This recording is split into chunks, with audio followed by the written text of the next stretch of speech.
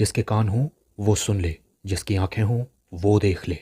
हम उन लोगों के लिए विशेष धन्यवाद देना चाहते हैं जो हमें SBI पे, गूगल पे और पेपलिंक के द्वारा हमारी सेवकाई में बोते हैं। डिस्क्रिप्शन बॉक्स में दिए हुए लिंक से आप भी बो सकते हैं। ये है हमारे 3 चैनल्स और टेलीग्राम पर अब आपको इजराइल से जुड़ी हुई न्यूज मिलेगी और ऐसे वीडियोस जो यूट्यूब पर डाले नहीं जा सकते। मुझे बताते हुए बहुत खुशी हो रही है कि हमने अपने दूसरे सॉन्ग को भी रिलीज कर दिया है। ये सॉन्ग आपको हमारे मेन चैनल पर मिल जाएगा।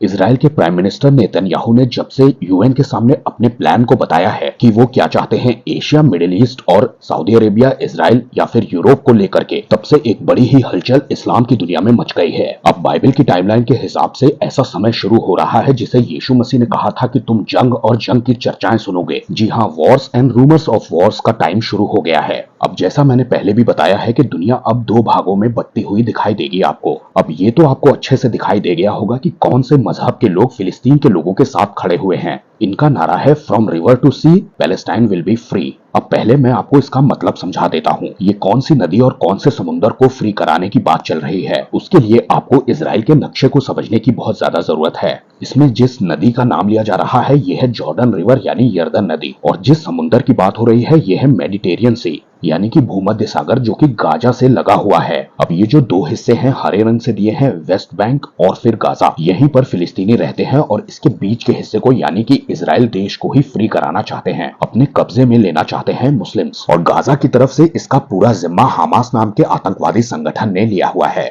और 20 साल से वो इसकी कोशिश कर रहे हैं, इसकी ट्रेनिंग में लगे हुए हैं और ये अक्सर हमला करते हैं मुस्लिम त्योहारों पर जैसे कि रमजान या ईद वगैरह पर। और इस दौरान ये 2-4 हजार रॉकेट्स और मिसाइल इजराइल के ऊपर मार दिया करते हैं। मैं आपको ये बताना जरूरी समझता हूँ कि इजराइल और फिलिस्तीन के बीच ये जो जंग हो रही है ये 2 खुदाओं के बीच में हो रही है, अल्लाह और यहोवा के बीच में। यहूदी इस बात को बहुत अच्छी तरह से जानते हैं कि यहोवा अल्लाह खुदा नहीं है और इस्लाम के मानने वालों ने अल्लाह अकबर के नारे लगा लगा करके ये सारा कत्लेआम अंजाम दिया है। अगर आपने बाइबल पढ़ी है और समझी है तो आप जानते हैं कि यहोवा परमेश्वर का स्वभाव और अल्लाह के स्वभाव में जमीन आसमान का अंतर पाया जाता है और ये आपको इन दिनों में बहुत अच्छे से दिखाई दे भी रहा होगा। और अगर नहीं तो थोड़े दिन और रुक जाइए, आपको ये अंतर बिल्कुल साफ साफ क्लियर हो जाएगा। अब इस्लाम को मानने वाले अरबी भाषा बोलते हैं और यहूदियों की भाषा है हिब्रू। बड़ी अजीब सी बात है लेकिन हमास नाम के शब्द का इन दोनों ही भाषाओं में अलग अलग मतलब है। अरबी भाषा में हमास नाम के शब्द का जो एक्रोनिम बनता है वो है HMS, जोश या जुनून, ताकत, या फिर सबसे अच्छा शब्द रहेगा बहादुरी। मतलब अरबी भाषा में जिस चीज को ये बहादुरी और हिम्मत का काम समझ रहे हैं वो इब्रानी भाषा में बिल्कुल ही उल्टा है। बाइबल में जब नूह का समय चल रहा था उस वक्त इस शब्द का इस्तेमाल पहली बार किया गया है। The law of first mention, पहली बार जब बाइबल में किसी शब्द का इस्तेमाल किया जाता है वो एक इंपॉर्टेंट मैसेज बन जाता है। परमेश्वर को गुस्सा भी इसीलिए आया था क्योंकि पृथ्वी के रहने वालों ने अपना चाल चलन बिगाड़ लिया था। पृथ्वी दरअसल वायलेंस से भर गई थी ऐसा लिखा है। इसी वायलेंस या क्रूरता नाम के शब्द को, जिसे कि उपद्रव कहा गया है हिंदी बाइबल में, ये वो शब्द है हमास। उत्पत्ति 6:11। उस समय पृथ्वी परमेश्वर की दृष्टि में बिगड़ गई थी। ये परमेश्वर यहोवा परमेश्वर है, अल्लाह नहीं, और उपद्रव से भर गई थी। ये इंग्लिश में जो शब्द है वायलेंस या उपद्रव, ये है हमास। इब्रानी भाषा में देखिए, before God the earth was filled with Hamas. ये शब्द दरअसल क्रूरता को दिखाता है, इंसान के अंदर के वहशीपन को दिखाता है। इसका नंबर है 2555E। यही वो शब्द है जो आतंकवाद को दिखाता है। इसका सीधा और साफ मतलब ये है कि जिस हमास को वो बहादुरी या जाबाजी समझ रहे हैं वो हमास दरअसल परमेश्वर यहोवा की नजर में आतंकवाद है। और यही भ्रम फिलिस्तीन की सारी पीढ़ियों में शैतान ने फैला दिया है जो कि अल्लाह है। और आज ये जो जंग हम देख रहे हैं ये उसी अल्लाह का काम है। उन्हें लग रहा है कि वो अल्लाह के लिए काम कर रहे हैं लेकिन वो शैतान के लिए काम कर रहे हैं। क्या आप इस बात की कल्पना भी कर सकते हैं कि इस मानसिकता के लोग 21वीं सदी में मौजूद हैं जिन्होंने इस बात का जश्न मनाया है कि हमारे फिलिस्तीनी लड़ाके इजराइल के अंदर घुस गए हैं और इसके लिए उन्होंने अल्लाह का शुक्रिया भी अदा किया है। कैमरे के सामने मैं आपको अंदर की बात बताता हूँ कि 90% मुसलमान इस हमले से बहुत खुश हैं। उन्हें लगता है कि उन्होंने बड़ा ही बहादुरी का काम किया है, ये बिल्कुल सही हुआ है। लेकिन ये कोई बहादुरी नहीं है दोस्तों, ये कायरता है। इसका एक नमूना मैं आपको पुराने नियम से दिखाता हूँ। निर्गमन 17:14। तब यहोवा ने मूसा से कहा, स्मरणार्थ यानी कि याद रखने के लिए इस बात को किताब में लिख ले और यहोशू को सुना दे कि मैं आकाश के नीचे से अमालेक का स्मरण भी पूरी रीति से मिटा डालूंगा। यहाँ पर बात यह है कि अमालेकी जाति के लोगों ने इजराइल से जो कि मूसा के साथ निकले हैं उनसे युद्ध किया है। जगह रपीदीम है और मूसा यहाँ पर प्रार्थनाएं करता है और ये जंग इजरायली जीत भी जाते हैं। लेकिन परमेश्वर यहोवा ये कहते हैं कि इस बात को यादगार के लिए लिख ले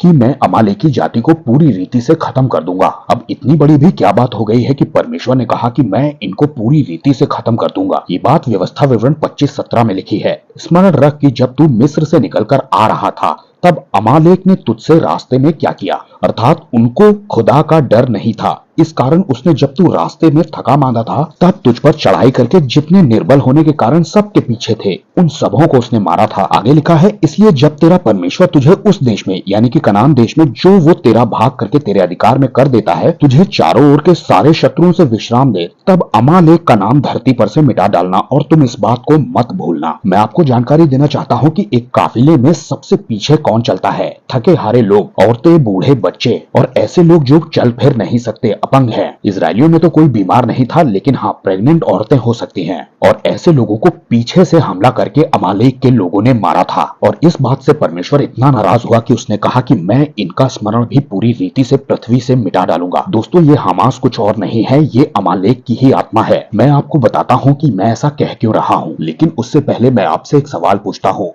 आपको क्या लगता है जब रपीदीम में लड़ाई हो रही थी तो मूसा अपने हाथों को क्यों उठाए हुए था, और क्यों जब उसके हाथ नीचे आते थे तो इजरायली हारने लगते थे? वजह है कि मूसा स्पिरिचुअल बैटल को लड़ रहा था, क्योंकि आसमान में भी स्वर्गदूत लड़ाई कर रहे थे। मूसा को ये बात बहुत अच्छे से पता थी कि अगर हम स्पिरिचुअली लड़ पाए तो हम जीत जाएंगे। ये आम लड़ाई नहीं थी, बल्कि ये प्रिंसिपैलिटीज के बीच में होने वाली लड़ाई थी। अब दूसरा सवाल, परमेश्वर राजा शाऊल से इतना ज्यादा नाराज क्यों हो जाते हैं कि वो उसे राजा के पद से ही हटा देते हैं? मैं जो बात बताने जा रहा हूं उसे बहुत ही कम विश्वासी जानते हैं। उसने अमालेकियों को जिंदा छोड़ दिया था, ये बात तो आपको पता होगी, लेकिन आगे देखिए, पहला शमूएल 15:2, सेनाओं का यहोवा यह कहता है कि मुझे याद आता है कि अमालेकियों ने इजरायलियों से क्या किया। जब इजरायली मिस्र से आ रहे थे तब उन्होंने मार्ग में उनका सामना किया, इसलिए अब तू जाकर के अमालेकियों को मार और जो कुछ उनका है उसे बिना कोमलता किए सत्यानाश कर दे। चाहे आदमी हो, औरत हो, बच्चा हो, दूध पीने वाला हो, गाय बैल कुछ भी हो, भेड़ बकरी ऊंट गधा, सबको मार डाल। अब 7वें आयत में लिखा है कि शाऊल ऐसा करता है। तब शाऊल ने हवीला से लेकर के शूर तक जो मिस्र के सामने है अमालेकियों को मारा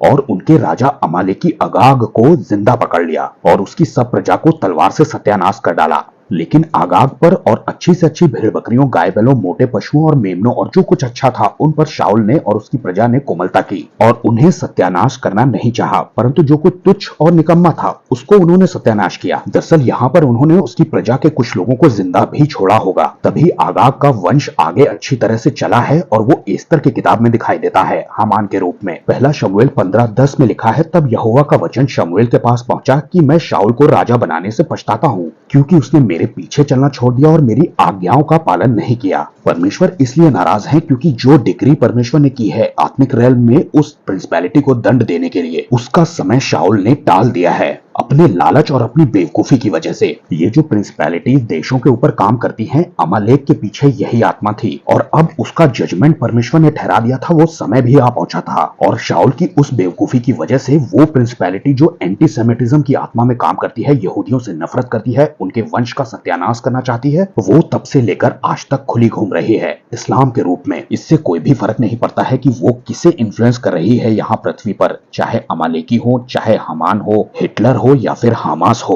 ये जो इस्लाम के ऊपर हवा का हाकिम है, इसके ऊपर जो दंड घोषित किया गया है, ये अब यीशु मसीह के समय में पूरा होगा, अंत के दिनों में। मैं आपको बताना जरूरी समझता हूँ कि इस्लाम की दुनिया से ही एंटी क्राइस्ट आने वाला है। जी हाँ, एंटी क्राइस्ट एक मुसलमान व्यक्ति है, क्योंकि वही यहूदियों से पक्की नफरत करता है, वो भी यहाँ तक कि उसे इजराइल की जमीन तो पूरी की पूरी चाहिए ही, बल्कि यहूदियों के पूरे वंश का सर्वनाश करना है उसे। बाइबल बताती है कि उसे ईश निंदा करने के लिए एक मुंह दिया गया है। दरअसल वो यहोवा परमेश्वर के खिलाफ बोलेगा, क्योंकि उसका खुदा अल्लाह है। अब मैं आपसे ये पूछता हूँ कि आप इन सब जंग की चर्चाओं के बीच में कहाँ खड़े हुए हैं? आप इजराइल या फिलिस्तीन में से किसके साथ हैं? आप यहोवा और अल्लाह में से किसके साथ हैं? वैसे ये इस बात पर निर्भर करता है कि आपने किस खुदा का रेवलेशन पाया है। देश के देश और देश के अंदर रहने वाले लोग एक न एक साइड तो चुनेंगे ही अंत के दिनों में। एक पक्ष तो आपको भी चुनना ही पड़ेगा। आखिर में ये भी बता दूं कि अंत के दिनों में जो लोग चुनाव करेंगे वो अल्लाह के साथ सेफ फील करेंगे, और यहोवा का चुनाव करना अनसेफ कहलाएगा क्योंकि इसमें जान देने का रिस्क शामिल है। बाइबल के यीशु मसीह ने कहा है, प्राण देने तक विश्वासी बना रहे। आखिर में दुनिया के लोगों को बहुत अच्छे से मालूम होगा कि वो अल्लाह को चुन रहे हैं या फिर यहोवा को। बाइबल कहती है, उन दिनों में जो कोई यहोवा का नाम लेगा वो उद्धार पाएगा। मैं इजराइल के साथ हूँ।